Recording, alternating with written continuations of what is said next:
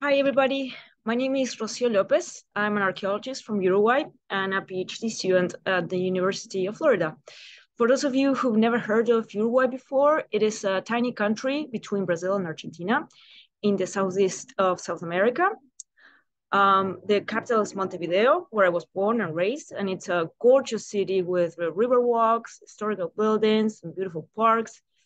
But my research is not in Montevideo, but in the east of Uruguay, in a department called Rocha, where an archaeological site called Colina da Monte is located. If you've seen the Uruguay map, an orange dot, that's where it is. For my doctoral research, I'm studying how and why the people that used to live in this region of Uruguay from 5,000 years ago until the European arrival constructed earth mounds, so that we can see standing today in the Uruguay grasslands, as we see in the picture.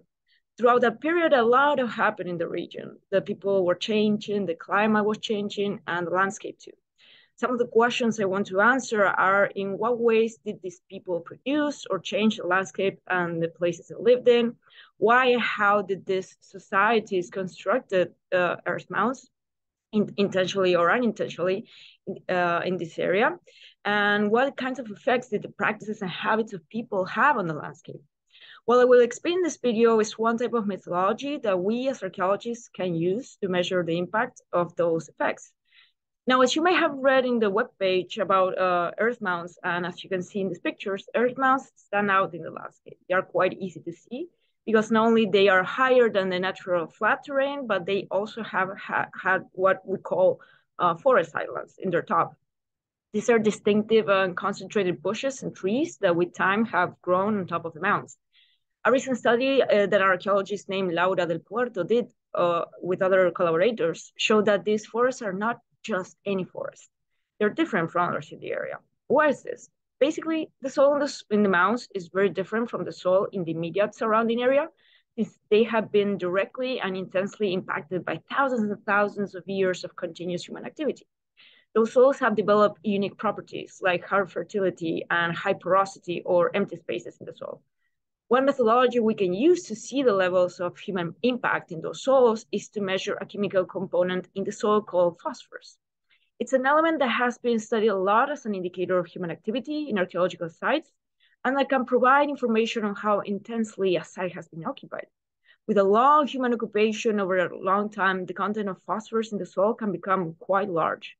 But just measuring how much phosphorus the soil has in the mound doesn't tell us much. We need the measurement of the natural surrounding soil for comparison. Otherwise, we won't know how much a lot is. Also, just one random measure of phosphorus from inside the mound doesn't tell us a lot of information. We want to know how intense the occupation of the site over time was.